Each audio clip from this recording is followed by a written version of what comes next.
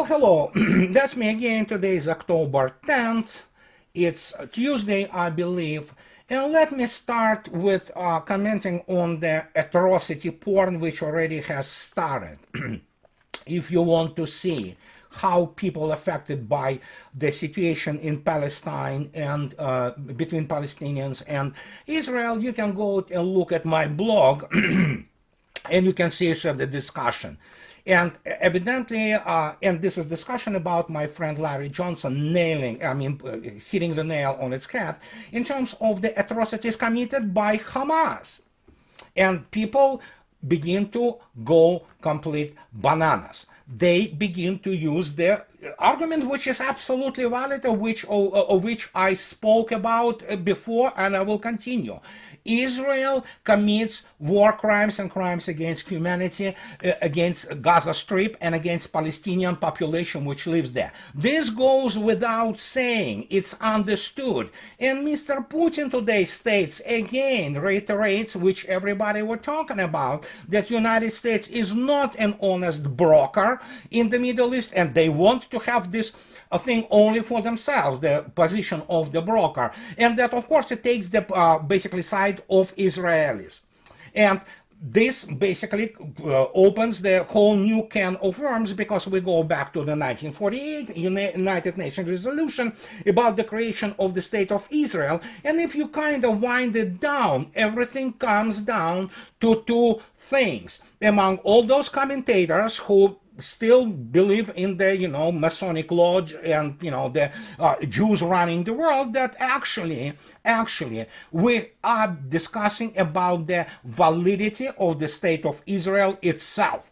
That's the problem. Of course, after that, the way things developed since then, they attained new qualities, and it's not only the issues of the land dispute and absolutely disastrous displacement of Palestinians, but also it now has a huge religious underpinning to that, and of course nobody reported in terms of Israel basically assaulting and desecrating one of the major mosques for Muslims, which also precipitated this response. And this one is, let's not mince words, people who take civilians and people who want to kill them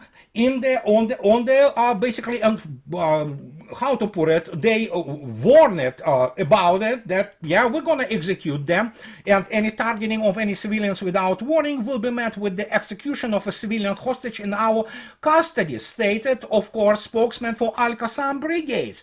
We will be forced to broadcast this execution. We regret this decision, but we hold Israel and its leadership responsible for that. Understandable in terms of all that. But guys, if you think it's normal to execute hostages, and they are hostages, civilian population of Israel, which have been taken by Hamas, are hostages. Read my lips. They are not prisoners of war. We know now that many of them have been executed, and now we have to face this reality, which very many people who have the absolutely justified rage about the treatment of Palestinians want to ignore too. They want to go back to the 1972 Munich Olympics and see Israeli civilians, in that particular case those were athletes, executed just because they hate Israel, which many do. I am on the record. Israel is not a very popular nation. And then, of course, we have to come back to the only one thing which I respect John Mearsheimer for, when he did this with the Mr. Walt. And this is one of the crucial books written on the issue of the Israel lobby in the United States. Of course, before that we also have the Zionism, and by Lilienthal, I have this book too. So it's all about Israel lobby, which essentially runs America's foreign policy, and of course it is partial to Israel. And that's what many Russians and Chinese say, that the United States is partial to all that, and is partial to the basically conflict because it always takes the side of Israel. And the more United States does this as a broker, which they self-proclaimed broker, because obviously of the major influence Israel lobby and Jewish population of the United States has influence on the foreign policy and even internal policies, what do you expect? But does this justify killing of the Israeli civilians, in which we see now a lot of basically footage of that? No, it does not. And I want to go back and explain to you why there are no good people on both sides, especially now with the obviously Israelis saying that basically, well, you know what, as one of them, Minister of Defense, stated that we are fighting the human animals, and they want, well, they already shut down the water, electricity, all those lifelines to Gaza Strip. And we will discuss this today. But here's the issue which I wanted to point out to. This is, I already showed it before, the chapter on the humanitarian law of the Russian combat manual from 2005, but this chapter is omnipresent in every single combat manual, including the latest ones which are developed by Russian Ministry of Defense. And this is about international humanitarian right. Let me, thanks to my good friend Larch, he translated it for you. And listen what combat manuals state. Every serviceman must know and comply with the norms of the international law, humanitarian law. And it talks about, if the situation allows, pick up the wounded, sick, and shipwrecked who refrain from hostile actions and provide them with assistance. Treat the civilian populations humanely, respect their property, keep subordinates and their comrades from violating the norms of international law, report cases of violations of international humanitarian law to the senior commander. The enemy who has been captured must be disarmed, provided with assistance if necessary, and handed over to the commander. The captured enemy must be treated humanely. Violation of these rules not only dishonors the fatherland, but also entails criminal liability in cases established by law. Now you have the issue of basically hostages. And don't tell me now that, again, there are good people on both sides. Not to speak, of course, about the fact that there are many evidence that Hamas is actually essentially the Mossad creature, and it was created as to offset the PLO, a Palestine Liberation Organization, which is a political organization. And if not this, here comes this most fundamental strategic issue which we need to talk about today. When you look, I'm not talking about other kind of conspirological type things, you know, going around, but this one is really important. Here is the Times of Israel. And it says some very crucial things. And it was reported yesterday. Egypt's intelligence official says Israel ignored a repeated warning of something big. And they talked about it to Mr. Netanyahu no less. And what we have now, suddenly, we have the issue of, how to put it politely, the whole story changing its angle, so to speak, dramatically, because there are increasing signs that something else could be at play here. And here is the interesting also notes from Times of Israel, which also talks about the shock of the Israeli population. No one to talk to. Israelis feel abandoned by trusted army after terror assault. Well, in many respects they were. And then we have this. The weekend attacks and the military response brought an unsettling new sense of vulnerability and abandonment. Thousands of families had no idea where loved ones were, and at the height of the violence there was no one to turn to for guidance or information. So, the shock and awe on Israeli society have been achieved. But after you look at with the addition of this important information from Egyptian intelligence sources, who openly state that information was delivered to Netanyahu too, that suddenly begins to look very different. I'm not conspiracy theorist, but we have to consider this very seriously because look suddenly what we have. We have the trifecta, so to speak, of factors which we need to consider. I'm not saying that they're entirely connected, but you cannot, noticing possible connection is not only irresistible, but it is highly warranted. And here's the deal. Netanyahu, we know who Netanyahu is, we know who Likud is. They are ready to commit any kind of atrocity, as they were doing this for tens of years or decades against Palestinians. And what they want to do, probably Netanyahu wants to do it, what? Once and for all. They want to probably, we will see this in coming days, not only destroy Gaza, which they can. Israel has all means to destroy Gaza, but they want to take full control of it. And that means basically annihilating Gaza Strip as any kind of the political entity as such, and which becomes essentially after that the ghetto, which Israel fully owns as the state. So that means what? No any kind of the possible future political subjectivity. That is very important.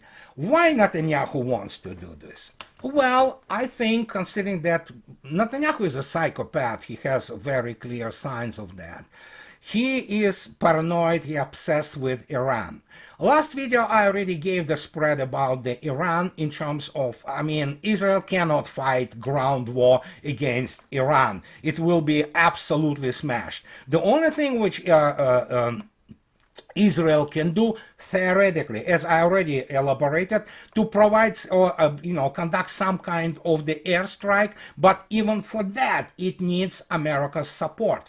How can you get America's support? Well, as I already showed in the basically demonstration to one of the books which writes about it openly, which is very important, basically you need to mobilize the American, especially through the AIPAC, which is American Israeli Political Action Committee. You have to mobilize American jury in order to basically mobilize and refocus American attention from Ukraine, where it sustains a catastrophic defeat, and we'll talk about this shortly. And suddenly, when you put this together, could there be this situation that somebody wouldn't mind that Hamas has conducted this type of the really terrorist activity against Israeli civilians? I'm not talking about when you kill soldiers and take them, they are POWs, and you kill them, they are legitimate war victims. But we know that the number of the civilians, actually Russian Minister of Defense of Foreign Affairs confirmed that there were Russian civilians, Russian Jewish civilians who have been killed or taken hostages. So this is not real war, really. These are terrorist acts. So what do you have? You have suddenly a carrier battle group moving towards Israel. It's Gerald Ford, I believe, carrier battle group. You have the issue with obviously mobilized public opinion in Israel, of course, and then, of course, we have the situation with America's public opinion switched, which is, by the way, win-win situation for both Netanyahu government and Biden administration, because it switches a focus of American public away from catastrophe in the Ukraine for Biden administration. We're not talking about the Kiev regime, because Kiev regime is the subsidiary of Washington D.C. and switches focus of American public opinion towards Israel and Palestine. And then of course we have the explosion of the atrocity porn on both sides, inevitable. However, and here we have to come back a little bit to the scale of things. While there is no doubt that Israel conducts a basically inhumane treatment of Palestinians, there is also no doubt that we have to keep in mind, and let me demonstrate it to you. These are latest numbers for today, which is, of course, shows just the start of the October, and we're looking at another 5,665 KIAs from Ukraine. We have number of tanks, we have number of the armored vehicles, we have number of artillery pieces annihilated by Russian army, which is now on the serious assault around Avdiivka, which is the crucial axis, because it was around Avdiivka where the major and the best trained forces of the VSU are located, and this is where, from where periodically they were shelling civilian areas of Donetsk. Now there are some serious movement there, and people report a horrendous fire support by Russians and fire preparation and a lot of helicopters. So what is going on there? Well, it's I wouldn't say that it's a big, so to speak, aero offensive, but it is annihilation and creation of the cauldron to finish off huge chunk of the remainder of the Ukrainian army, after which the road basically to the east is completely open. And that spells doom for, well, it already have been spelled really, but this is just kind of, you know, the crescendo, so to speak, of all this annihilation of a horrendous number of the Ukrainian troops. And when you look at this, we have suddenly people like Italy Defense Ministry. And the Italian Defense Minister hopes for Ukraine-Russia talks in spring.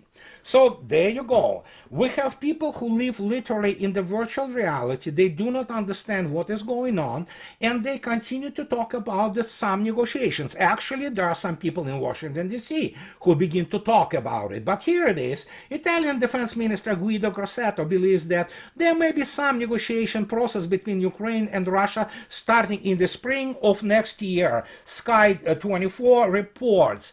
And when you look at this, it's like... here's the issue.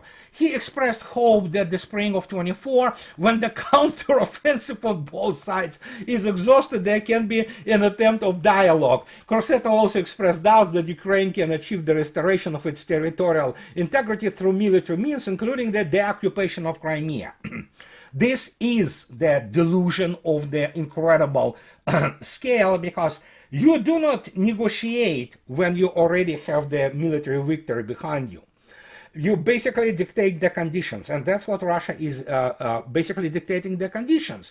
And to confirm that actually there is an understanding that United States is in a pickle a little bit here, and Biden administration would like to shift focus away from the Ukraine. Here it is that even when you look at the Reuters, for example, and the Reuters is the British thing, even they begin to talk that U.S. in tough position as multiple wars erupt. Some experts says it. First, let me put it this way. For those who have any kind of memory, they have to remember that in 1990s, at the peak of the, well, primarily invented American hegemony, the military supremacy and things of that nature, they thought about two medium level intensity conflicts simultaneously in two different regions. They can handle it. Eventually, of course, when things started to develop towards the Iraqi freedoms, so to speak, 2003 and Afghanistan, then suddenly it was recognized that no, we cannot do the two medium level thing. We have to go 1.5.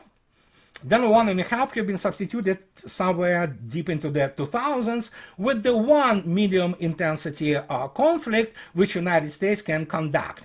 Now, as history showed, and we have full, so to speak, proof or body of evidence, so to speak, we can say that United States cannot conduct one major war in any direction, anywhere. It will be defeated, and it has simply no resources.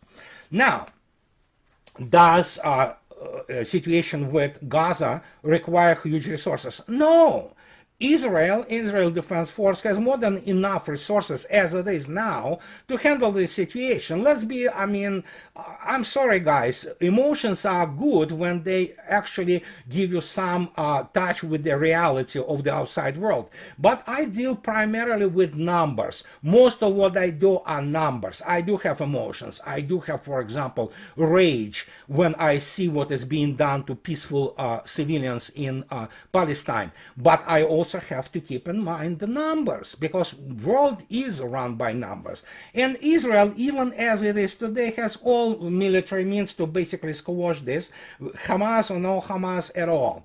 And especially when you see how Iran reacts, and Iran-related organization like Hezbollah, who basically stated that, yeah, we kind of, you know what, we do not want to be associated with this. And many people say, yeah, in Hezbollah top and in Iran say, while Iran supports, for example, what is happening by Palestinians, Iran has already stated we have nothing to do with that, and I believe them.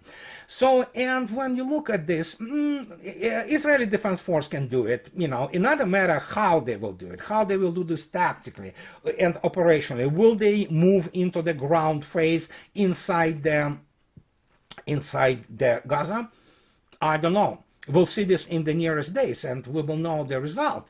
But the point is that in terms of resources, they are not that huge, which are required to actually to really take and hold onto such place as Gaza Strip, which is 150 square miles, really. If you think about it, it's basically 10 by 15 miles piece of land. It's not that much. It probably division level couple attached brigades to it can do that properly. But what it's going to be, I don't know. Will Hamas go for it? Again, I don't know. Don't ask me. I'm not dealing with the tactical minutia. I'm not interested in the tactical minutia, because I need to keep in mind again what things which already have been switched away from what is the most important thing, which is special military operation. This is where the United States already sustained catastrophic military and geopolitical defeat, especially when we now get more and more evidence of the NATO people, and not only Poles, but we're talking about the British, we talk about the Americans, we talk about the Germans directly being involved in the hostilities on the ground. And hostilities on the ground, keep this in mind, in special military operation, dwarf anything combined which is happening militarily now, including the situation, however tragic, between Israel and Palestine.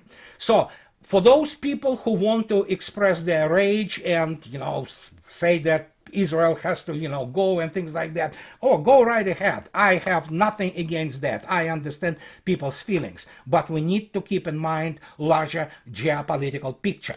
And obviously, for United States, there is also by association. If Israel is able to suppress this, to squash this, which I think so in the long run it can, United States by association can also ascribe, especially in the court of the American public opinion, which is highly uneducated on the foreign affairs issues, it will be able to say, you see, we helped, and there you go. What about that situation with Ukraine, and who is going to negotiate? Let me put it this way. Mr. Putin, Mr. Medvedev, Mr. Lavrov, Mr. Patrushev already on record. Who do you talk to in Washington, D.C. to negotiate anything? I know there are some kind of moves behind the scene on the American part, but again, you do not negotiate with Victoria Nuland, you do not negotiate with Anthony Blinken, let alone Jake Sullivan. Those people, and obviously you cannot negotiate with Obamas and whoever is actually running the Biden administration behind the scenes. And that's the issue. And I don't think so Russians have any illusions on this matter. And I want to repeat this again and again and again. And I want to repeat it. Read my lips. The main strategic, actually, discussion, which really matters for the world right now, and I'm talking about Western civilization and global South, is in Kremlin, in terms of how Putin and his circle of friends and colleagues negotiate or discuss how much further will Russia go to the west in Ukraine, how much of Ukraine Russia wants to leave, and how much of Ukraine Russia wants to take on its balance as they eventually, in the long run, first independent entities independent from Kiev, and eventually which will go and become the part of Russia. We don't know this yet. We can only speculate. But from this decision depends a lot. But we have to keep in mind and we have to keep an eye of what is unfolding now in and around Avdiivka, which is the most reinforced, most defended area along the full front line in the what is now actually former Ukraine. And that is why I wanted to actually come up today and tell you about those things. Now, what can I say? You know, I'm a simple guy. I just can only observe facts. Let the atrocity porn begin and let the emotions, you know, go overboard on both sides. But guys, let me put it this way.